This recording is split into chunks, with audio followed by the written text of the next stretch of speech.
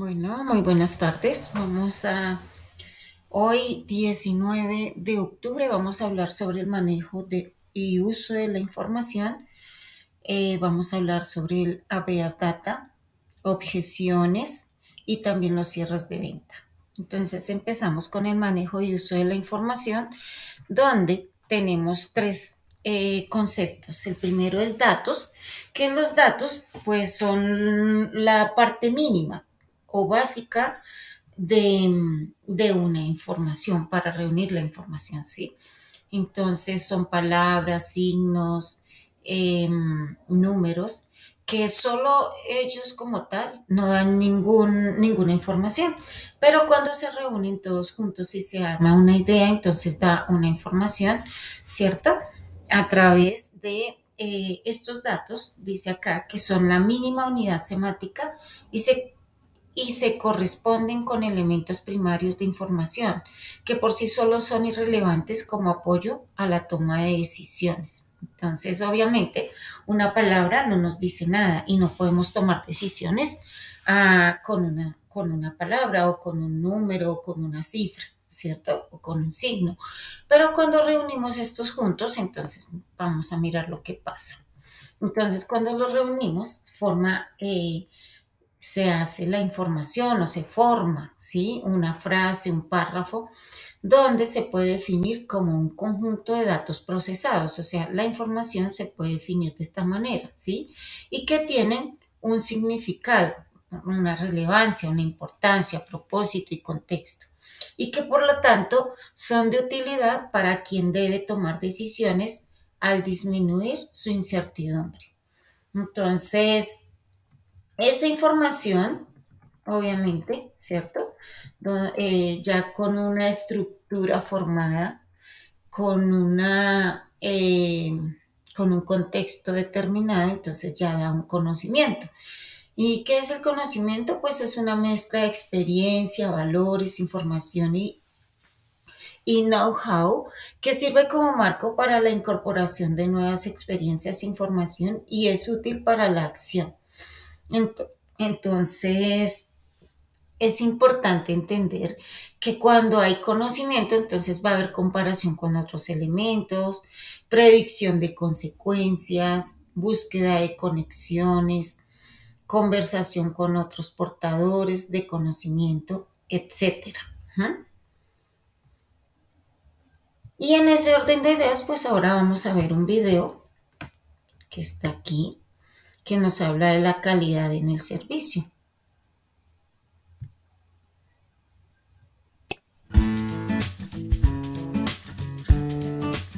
Calidad en el servicio al cliente. ¿Qué es el servicio al cliente? El servicio al cliente es toda gestión o actividad que realizan las personas de una empresa y que tienen la oportunidad de estar en contacto con los clientes.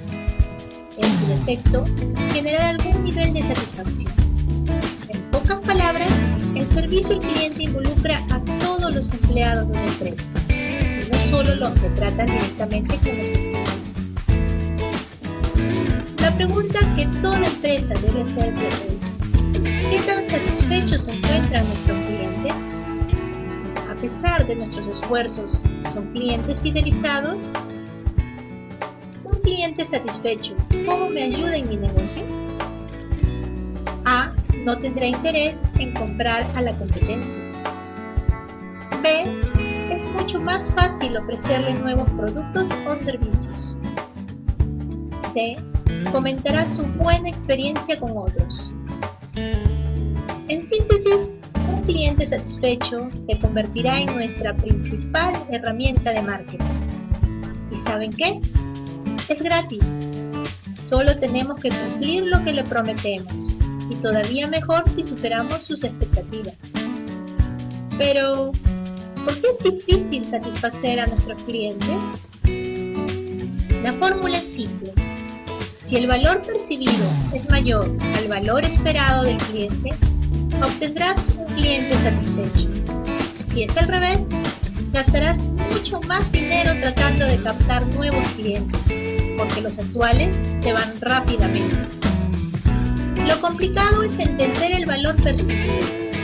La satisfacción es una percepción. Y si no conoces a tus clientes a fondo, habrá una brecha entre su percepción y la tuya. ¿Cómo podemos saber el nivel de satisfacción de nuestros clientes? La respuesta es sencilla, preguntándoles. Muchas veces lo que nos digan nuestros clientes nos sorprenderá, o puede simplemente reafirmar lo que ya suponíamos.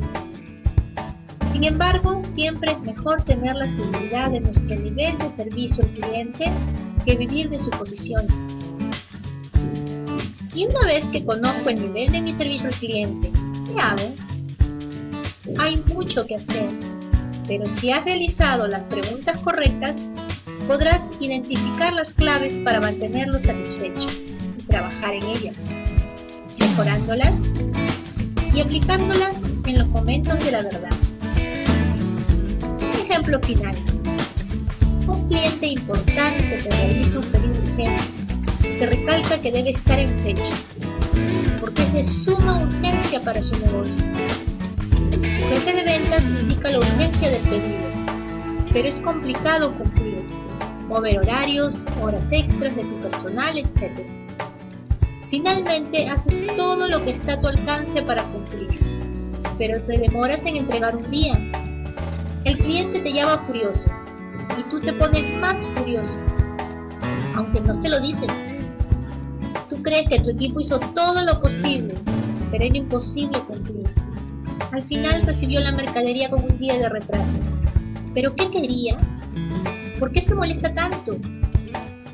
¿Cómo se creó esta brecha en la percepción del servicio entre tú y tu cliente?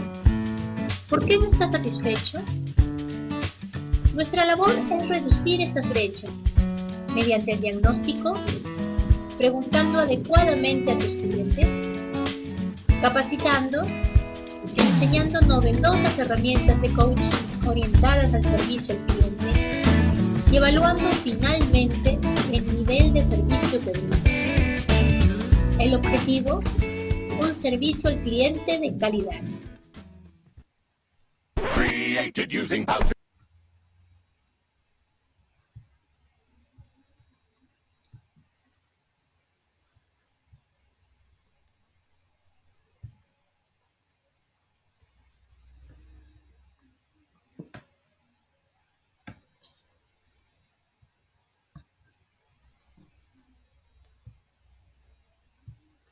Bueno, en el video anterior pudimos ver lo importante que es atender a un cliente y sobre todo de la mejor manera, de una forma exitosa, óptima, donde el cliente realmente sienta que se le están cubriendo las necesidades y que a través de ese servicio también estamos siendo pues empáticos con él.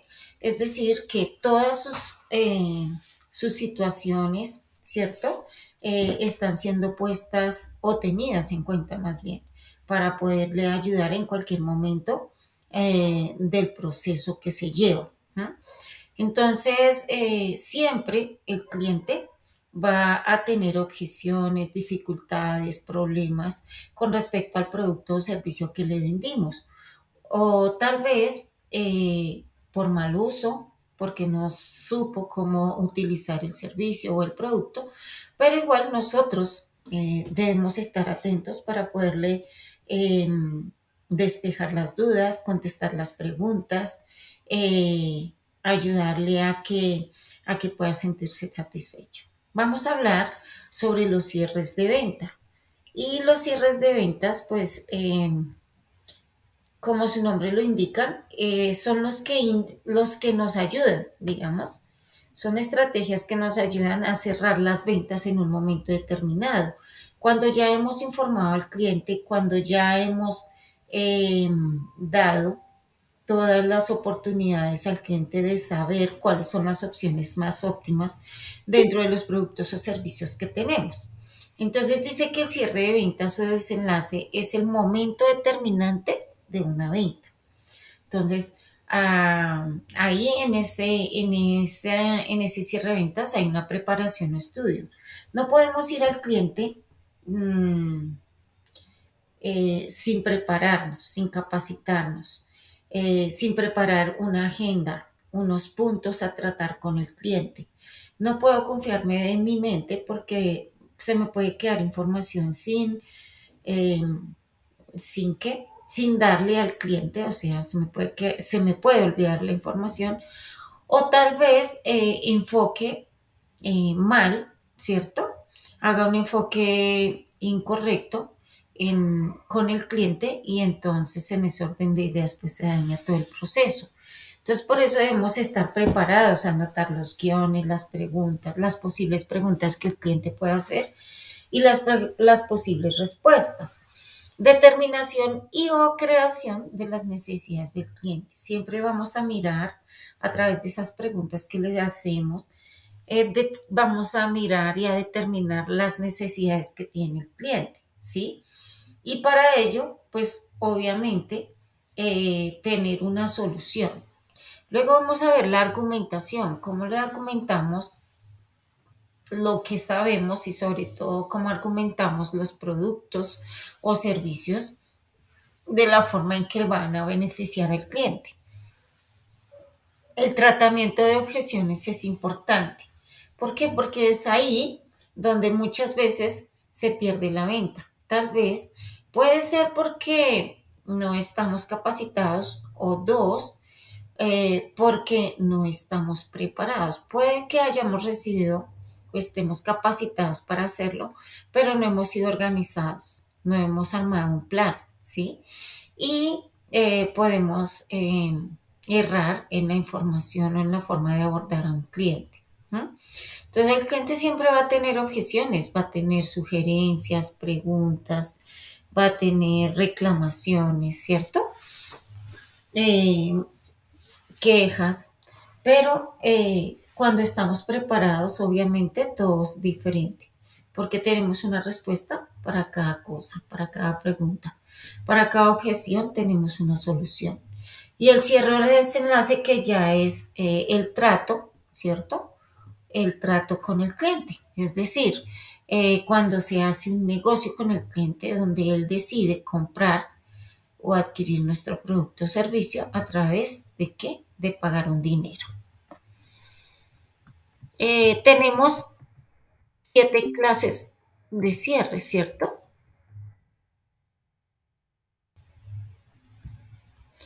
Entonces, tenemos 7 clases de cierres. ¿Mm? Pero, ¿qué sucede con el cierre? Pues que al tener 7 clases de cierres podemos acudir a alguno de ellos eh, si realmente queremos vender. Y sobre todo, dar un final contundente, es decir, positivo, tanto para el cliente como para mí como empresario. Entonces estos cierres son los que me ayudan a definir, es decir, definir al cliente si necesita el producto o no. Y sobre todo, muchas veces el hecho de usar estos cierres hace que la persona entienda que necesita el producto, ¿no? Entonces está el cierre directo, el cierre de la dificultad, el cierre de la alternativa, el cierre por equivocación, el cierre de ventas Benjamin Franklin, el cierre de ventas por amarre y el cierre imaginario. Vamos a ver cada uno. En este caso vamos a ver el cierre directo, ¿sí? Y dice, por ejemplo, imagina que el prospecto todavía no ha confirmado su voluntad de comprar. Cuando le preguntas, entonces, ¿a qué dirección enviamos su primer lote?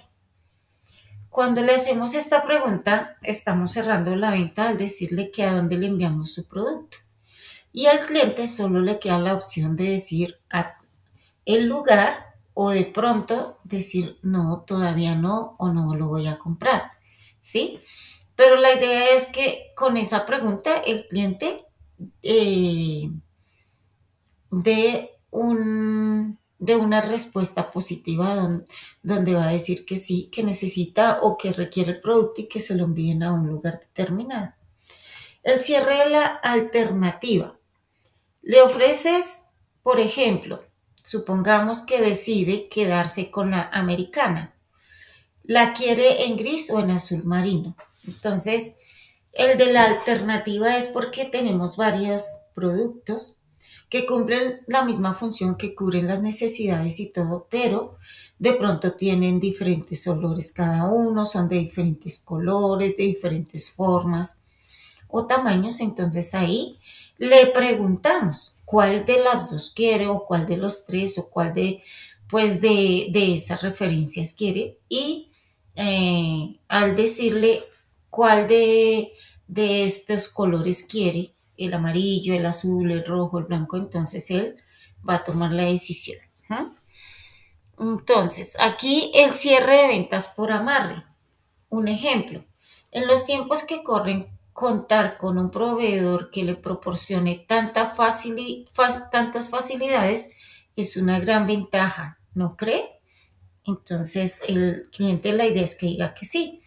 Entonces, el cierre por amarre es cuando le hacemos ver al cliente, ¿sí?, que somos un gran proveedor, que le estamos dando mucha oportunidad y sobre todo descuentos, que le estamos dando obsequios, que es una buena negociación que está haciendo, porque las otras empresas allá afuera tal vez no estén dando esas facilidades y esas ventajas, ¿sí? Entonces eso hace que el cliente vea que es una gran oportunidad y que no se puede perder, pues el momento para poder hacer el trato o el cierre o el negocio.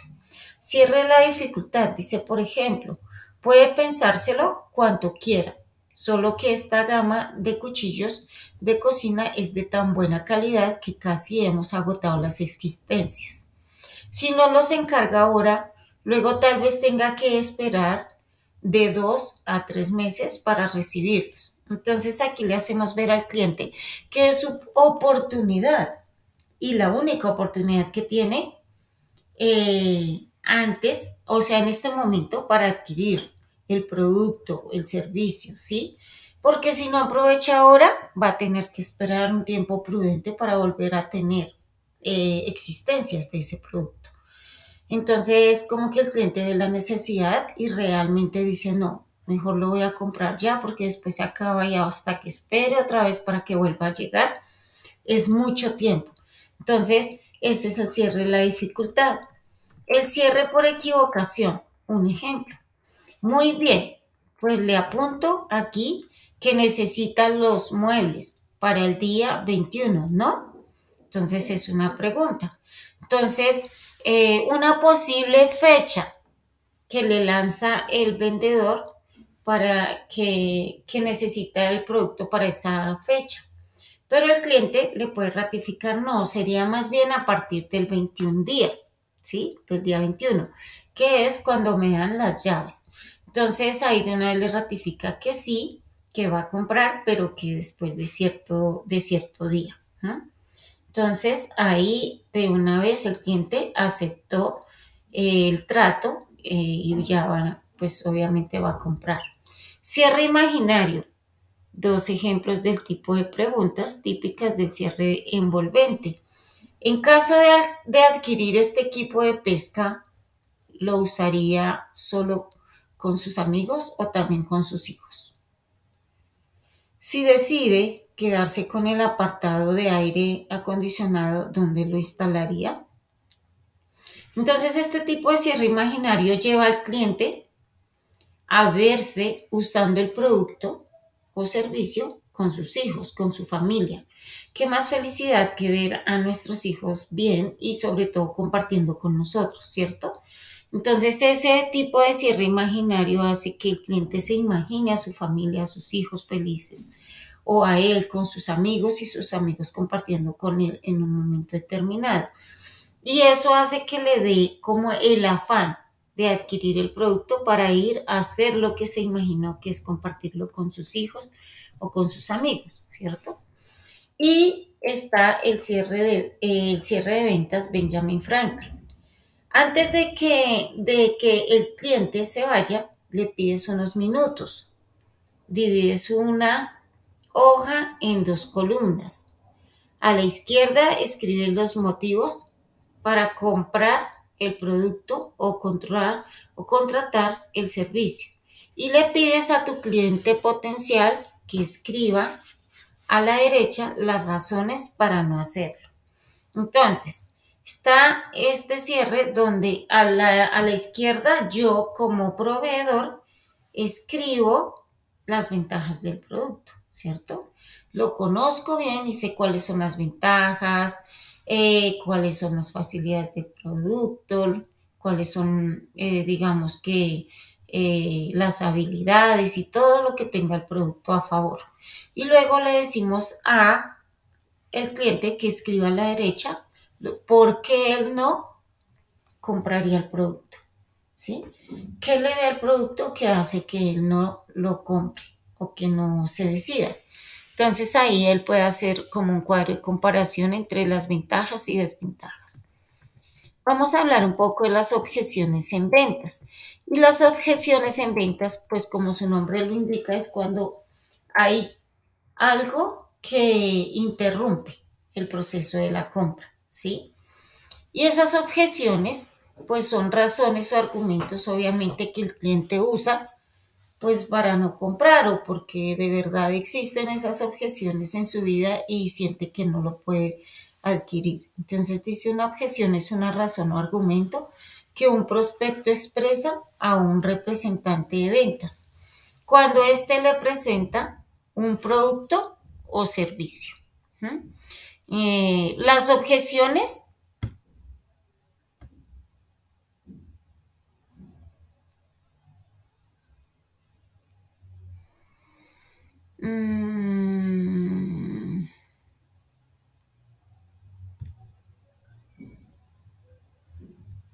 permítame un momento. Entonces, ¿qué es una objeción en ventas? Entonces ya habíamos leído que las objeciones suelen relacionarse con el precio, nivel de adaptación, competencia, entre otros. Entonces son como pros, contras que usan los clientes con el producto para no comprarlo, como el precio está muy caro o tal vez el producto no me gusta el color, algunas cosas que hacen que el cliente se adhiera a esas objeciones y no decida la compra del producto. Entonces es importante entender que depende de nosotros, de cómo abordemos estas objeciones. Entonces, ¿por qué es importante abordar las objeciones en ventas? Puedes identificarlas tú mismo haciendo preguntas como las siguientes.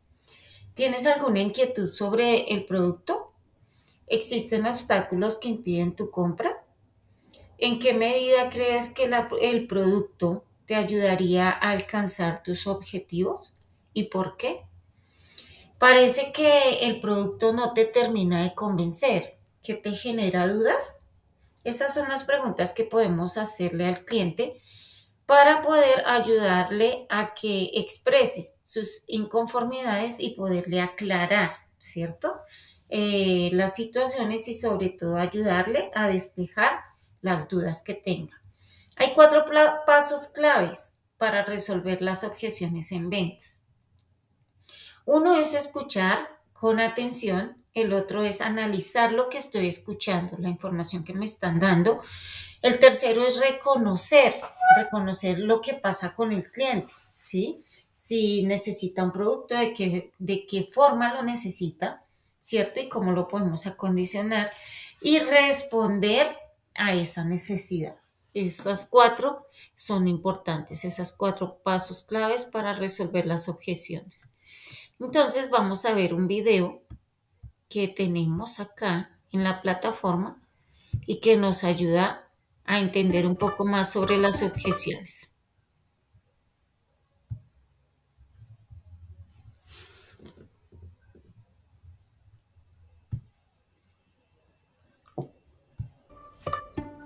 Todos los prospectos con los que hables tendrán dudas o motivos para no querer comprar tus productos. Las objeciones en ventas son inevitables, porque si el prospecto no tuviera dudas sobre el precio, el valor o la relevancia de tu producto o su capacidad para comprarlo, el negocio ya se habría completado. Los representantes de ventas deben saber cómo descubrir y resolver las objeciones para alcanzar sus objetivos. Cuando las abordamos, tratamos de ofrecer una respuesta a los interrogantes del comprador o hacer que cambie de parecer. Cuando se presenta una objeción, los representantes de ventas deben intentar manejar la situación de manera que resuelva la queja o duda del prospecto y logre avanzar el negocio. Sin embargo, algunos representantes de ventas discuten con los prospectos o los presionan, lo cual hace que se pierda la confianza y la empatía que se había logrado establecer. En lugar de decirles a los prospectos que están equivocados, ayúdalos a llegar a otra conclusión por su cuenta. Si no logras persuadirlos, sabrás que no son los clientes indicados para tu empresa. Por esta razón, es importante dar lugar a las objeciones en vez de evitarlas. También puedes identificarlas haciendo preguntas como: ¿tienes alguna inquietud sobre el producto o servicio? ¿Existen obstáculos que impidan tu compra? ¿En qué medida crees que este producto te ayudaría a alcanzar tus objetivos? ¿Por qué? Parece que nuestro producto o servicio no te termina de convencer. ¿Qué te genera dudas? Si quieres mejorar tu técnica para responder a las objeciones en ventas, empieza utilizando este modelo de 4 acciones: escuchar, reconocer, analizar y responder, el cual puedes estructurar en los siguientes 3 pasos. Primero, deja hablar al prospecto y haz un resumen de lo que dijo. Intenta descubrir los motivos ocultos de la objeción. Aquí, saber escuchar es fundamental. Segundo, ofrece una recomendación objetiva. El comprador estará dispuesto a escucharte, ya que te tomaste el tiempo de oír sus explicaciones, en lugar de responder de manera automática. Tercero, analiza las objeciones que recibes. Cuando sepas qué esperar, podrás dedicar más tiempo a practicar y pulir tus respuestas. A su vez, recomendamos que los representantes de ventas hagan simulacros con el fin de mejorar sus habilidades para abordar las objeciones. Haz que otro representante del equipo exprese una objeción común, abórdala y recibe los comentarios de tu compañero sobre tu rendimiento. A continuación, intercambien roles. Por último, utiliza la tecnología para llevar el control de tus ventas. Como lo dijimos, las objeciones son una parte inevitable del proceso de ventas. Algunas son motivos legítimos que sirven para descalificar a los prospectos y otras son simples rechazos. Si conoces las objeciones más comunes y sabes cómo abordarlas, tendrás las herramientas necesarias para distinguir entre los prospectos que podrían ser excelentes clientes y los que debes dejar ir. El software de ventas de HubSpot te permite agilizar el proceso de ventas de tu negocio con precisión y oportunidad. Podrás recopilar automáticamente detalles de cada llamada, descubrir el porqué detrás del rendimiento de tu equipo y capacitarlo con los datos recopilados para que consiga hacerle frente a las objeciones de ventas más comunes.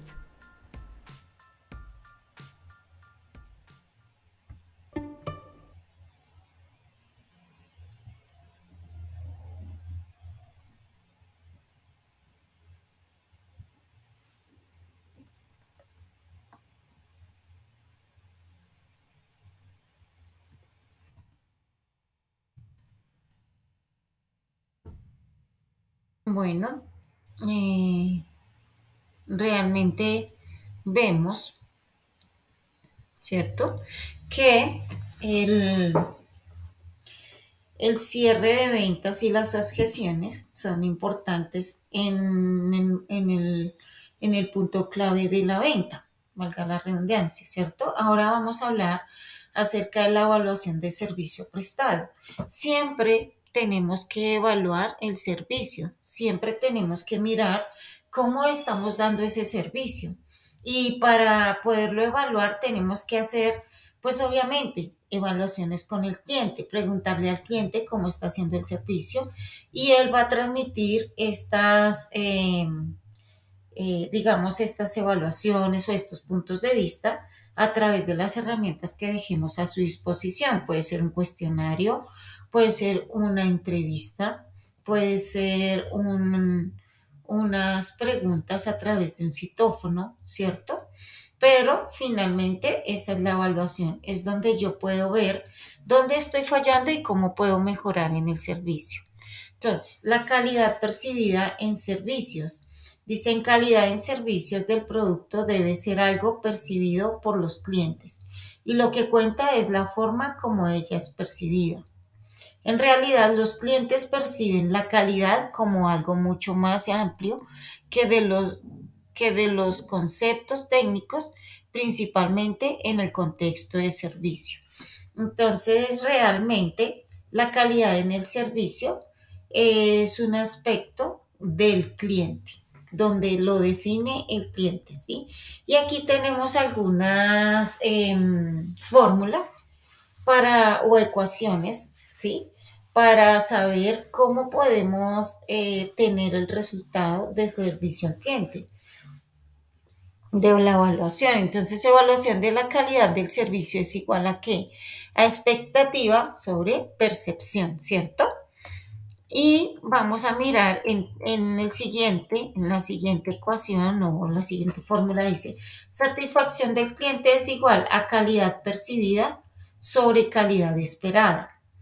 Percepciones son mayores expectativa, menos nivel de satisfacción elevado del cliente, menos calidad ideal. Expectativas es igual a percepciones menos clientes satisfechos o calidad satisfactoria. Percepciones es menor que expectativas. Cliente insatisfecho, menos calidad inaceptable. ¿Sí? Esas son algunas de las ecuaciones o de las fórmulas que algunas personas, por ejemplo, aquí fue Test Bowl y en el siguiente, en el antes, fue Pauling, ¿sí? Que idearon esas fórmulas para poder medir el servicio al cliente o la satisfacción del cliente. Aquí tenemos unas técnicas de evaluación del servicio al cliente. ¿Mm? Tenemos varias técnicas de evaluación de servicio al cliente. Entonces tenemos la observación, que es a través de todo lo que vemos, ¿cierto? ¿Cómo puedo, pues obviamente a través de lo que estoy viendo, evaluar el servicio? Si se están dando los protocolos, si se está informando bien, se está abordando al cliente, se está saludando. Todo eso a través de la observación, de lo que yo vea. Estudio Mystery Shopper es aquel donde las empresas contratan o de los mismos empleados envían a un punto de venta como un cliente incógnito. Este cliente incógnito va obviamente a hacer las veces de un cliente, ¿sí? Y él va a evaluar, o la empresa va a evaluar la forma en que atienden a ese cliente, ¿sí? Y así como atiendan a ese cliente, pues se deduce que están atendiendo a todos los demás. Si lo hacen bien, obviamente, pues es un avance muy estructurado de servicio al cliente, pero si no, pues se van a ver las falencias, ¿sí? Monitorear los canales de comunicación con el cliente. Obviamente, siempre hay canales electrónicos que hacen que el cliente evalúe el servicio. Llámense cuestionarios, encuestas, preguntas, ¿sí? Pero siempre va a haber algo que dentro de una compañía que evalúa ese servicio. Análisis de datos financieros, pues obviamente son todos los datos financieros de una empresa, ¿sí? Los análisis donde se puede ver si realmente se está cumpliendo con los objetivos o no. Recolectar comentarios de los clientes, entonces esa es otra forma cuando yo le pregunto al cliente qué opina o cómo vio el servicio o cómo le pareció. Bueno, aquí, bueno, hemos terminado esa parte. Vamos a hablar un poco acerca de la ley de habeas data.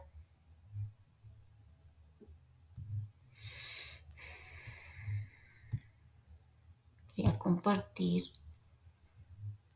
la ley 1581 del 2012, que es la ley de habeas data. ¿En qué consiste la ley de habeas data? Ley 1581 del 2012. Entonces, esa ley consiste en, dice el objeto, La presente ley tiene por objeto desarrollar el derecho constitucional que tienen todas las personas a conocer, actualizar y rectificar las informaciones que se hayan recogido sobre ellas en bases de datos o archivos y los demás derechos, libertades y garantías. Entonces, como les venía diciendo, esta ley de habeas data 1581 garantiza al cliente, ¿sí?, la verificación de sus datos a través de un link, una forma, una base de datos que la empresa le da al cliente la forma de entrar, ¿sí? Es decir, la empresa está en todo el derecho de dejar entrar al cliente a través de algún medio a su propia información. Y el cliente tiene derecho a rectificarla, actualizarla, conocerla y si la quiere sacar o quitar, ¿cierto? También lo puede hacer porque es su información. Y esa es, digamos, como tal, la ley de habeas data. La protección de datos personales, donde las empresas, ninguna empresa puede hacer ningún movimiento de la información personal del cliente si el cliente no ha autorizado a manejar esta información. Eso debe quedar claro, ¿sí? Entonces, aquí nos habla de el ámbito de la aplicación. Dice, los principios y disposiciones contenidas en la presente ley serán aplicables a los datos personales registrados en cualquier base de datos que los haga susceptibles de tratamiento por entidades de naturaleza pública o privada. La presente ley aplicará al tratamiento de datos personales efectuado en territorio colombiano o cuando el responsable del tratamiento o encargado del tratamiento no establecido en territorio nacional le sea aplicable la legislación colombiana en virtud de normas y tratados internacionales. A las bases de datos o archivos mantenidos en un ámbito exclusivamente personal o doméstico. Cuando estas bases de datos o archivos vayan a ser suministrados a terceros, se deberá de manera previa informar al titular y solicitar su autorización. En este caso, los responsables y encargados de las bases de datos y archivos quedarán sujetos a las disposiciones contenidas en la presente ley. A las bases de datos y archivos que tengan por finalidad la seguridad y defensa nacional, así como la prevención, detección, monitoreo y control del lavado de activos y el financiamiento del terrorismo. A las bases de datos que tengan como fin y contengan información de inteligencia y contrainteligencia. A las bases de datos y archivos de información periodística y otros contenidos editoriales. Entonces, realmente es importante tener en cuenta la información personal, el teléfono, el nombre, el número de cédula, el correo, una foto, ¿sí? Todo esto es información sensible y sobre todo personal del cliente, que es solamente la única persona que tiene derecho a elegir o a escoger sobre esa información si la va a dar a conocer o si pueden trabajar con ella las entidades, es el mismo usuario, nadie más, el dueño de la información, ¿sí? Entonces dice que definiciones. Para los efectos de la presente ley se entiende que, o por, autorización es el consentimiento previo, expreso e informado del titular para llevar a cabo el tratamiento de datos personales. Base de datos, conjunto organizado de datos personales que sea objeto de tratamiento. Datos personales. Cualquier información vinculada o que pueda asociarse a una o varias personas naturales determinadas o determinables. Encargado del tratamiento, persona natural o jurídica, pública o privada, que por sí misma o en asocio con otros realice el tratamiento de datos personales por cuenta del responsable del tratamiento.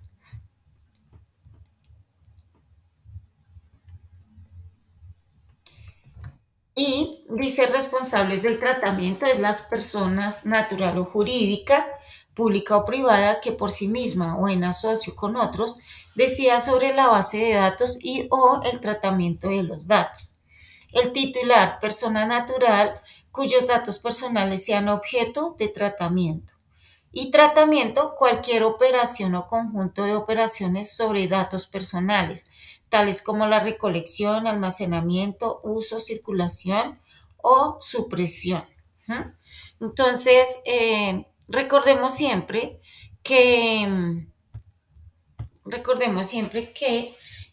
la ley de habeas data entonces protege a la información personal del usuario, del cliente. Nadie puede usar su información si él no ha dado la autorización de hacerlo. Por eso es que muchas veces nos llaman empresas y nos dicen que esta llamada está siendo grabada y monitoreada para el respectivo proceso. Pero si el cliente no da el sí para manejar estos datos, entonces ninguna empresa tiene la autorización de hacer uso de los datos personales de ningún cliente, a no ser que tenga la autorización, ¿sí? Es muy delicado, digamos, manejar información de clientes sin haber sido autorizados para hacerlo. Entonces, debemos cerciorarnos que realmente el cliente permitió el manejo de esa data. Entonces ahora vamos a ver un video que nos habla de la ley de habeas data como tal.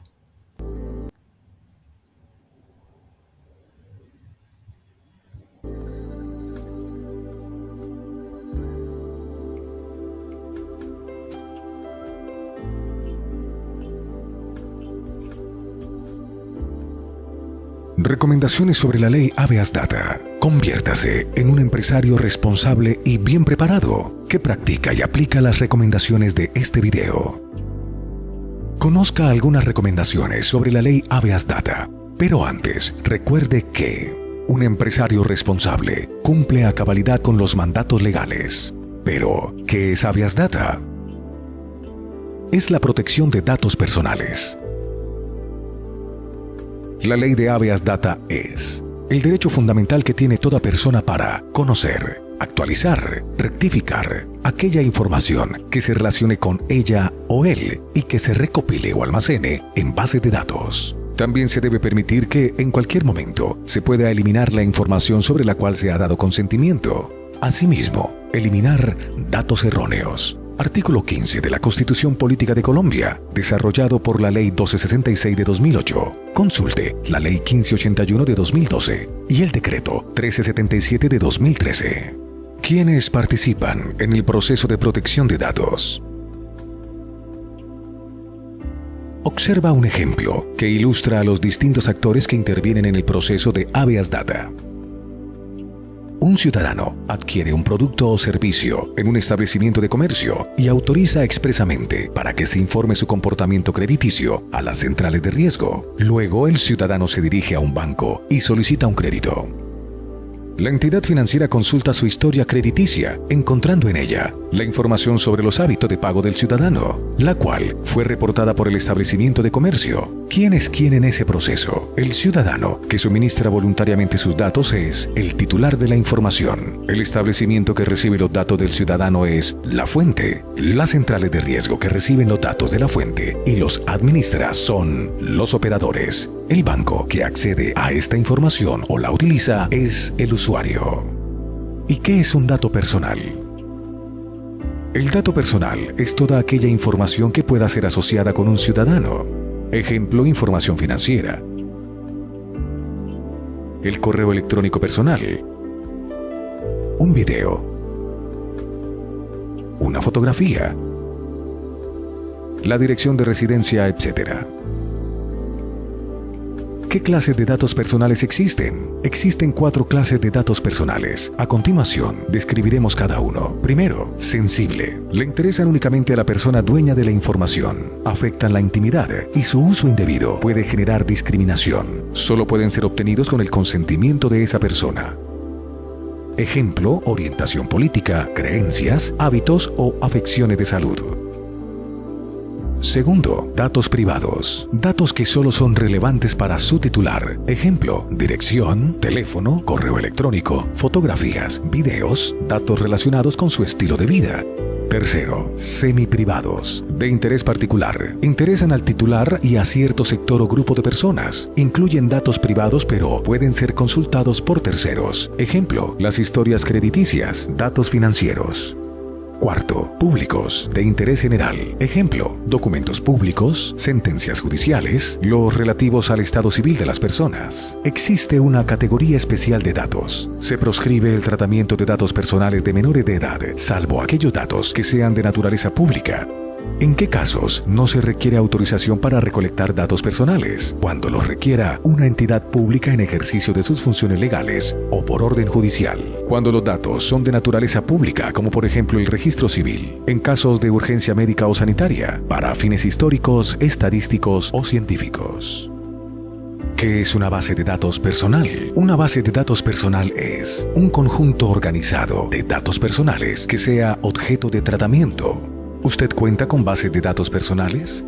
Es decir, bases de datos que contengan información íntima o sensible, semiprivada o privada, que no es pública, si su respuesta es positiva. Usted es el responsable de la información. Debe contar con la evidencia de la autorización del titular de esta y darle el debido tratamiento. ¿En qué consiste el tratamiento que debe realizarse a las bases de datos que incluyen datos personales? Existen políticas creadas por cada empresa que garantizan el correcto tratamiento de la información personal contenida en bases de datos. Consulte la Ley Estatutaria 1581 del 2012 y el Decreto número 1377 de 2013. ¿Cuáles son las 6 recomendaciones prácticas para empresarios bien preparados en la ley de Habeas Data? Primero, solicite autorización de sus clientes para usar la información personal que ha recolectado. Informe y publique los datos de los responsables y las políticas del tratamiento de la información. Señor empresario, usted debe velar porque la información personal sea recolectada y tratada apropiadamente. Segundo, informe a los titulares de la información cuál es el propósito de recolectar sus datos personales y cuál es su finalidad. Ninguna actividad puede condicionarse al suministro de datos personales sensibles. Señor empresario, custodie y proteja los datos personales que ha recolectado. Nunca los utilice para fines diferentes de los que fue autorizado. Si necesita incluir otro propósito, solicite nuevamente la autorización del titular. Tercero, cree canales de comunicación para que los titulares de la información accedan en cualquier momento a su información personal, previa verificación de la identidad y sin costo alguno para conocerla y actualizarla. Señor empresario, informe a sus clientes sobre los medios de que dispone la empresa para dar a conocer y actualizar los datos personales que almacena en las bases de datos. Cuarto, habilite canales de comunicación, preferiblemente electrónicos, para que los titulares de la información puedan realizar sus reclamaciones y quejas relacionadas con el tratamiento de sus datos personales. Señor empresario, responda y actúe oportunamente frente a las quejas y reclamaciones presentadas por los titulares. De acuerdo con el tratamiento de datos personales, las respuestas no deben superar los 15 días hábiles. Quinto, adopte las medidas técnicas, humanas y administrativas que sean necesarias para garantizar la seguridad a los registros, evitando adulteración, pérdida, consultas o acceso no autorizado o fraudulento. Señor empresario, proteja y custodie la información que ha recolectado. Nunca la entregue a terceros con propósitos diferentes a los acordados con los titulares de la información. Sexto, los titulares podrán consultar su información personal. La consulta debe ser atendida en los 10 días hábiles a partir de la fecha de recibo. Cuando no sea posible atender dicha consulta en este término, infórmele al ciudadano los motivos de la demora, señalando la fecha en que atenderá su consulta. Señor empresario, una consulta de solicitud de información personal nunca debe superar los 15 días hábiles. En todo caso, el titular puede solicitar la eliminación del dato en cualquier momento. Señor empresario, que no le pase a usted. El desconocimiento de la ley no lo exonera de cumplirla. Comprenda y evite posibles denuncias por incumplimiento y malas prácticas de la ley de Habeas Data. Finalmente recuerde que la entidad competente para que realice consultas y se asesore es la Superintendencia de Industria y Comercio. Consulte la página web www.sic.gov.co.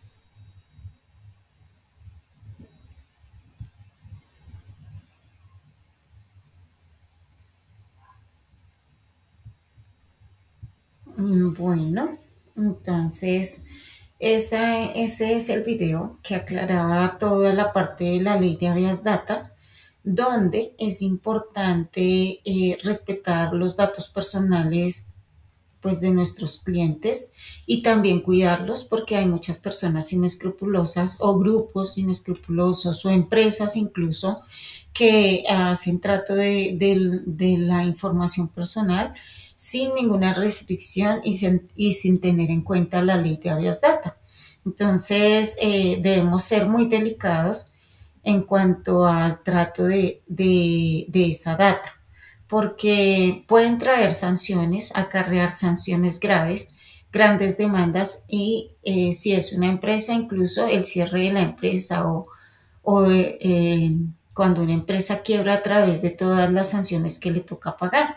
Entonces realmente es de poner cuidado y darle importancia a la ley y darle importancia también a los datos personales de nuestros clientes y cuidarlos. En ese orden de ideas, entonces, hemos terminado, digamos, de abarcar todo el material teórico del día de hoy. Y bueno, entonces que tengan buena tarde y mañana nos vemos a las 7 de la mañana. Muchas gracias.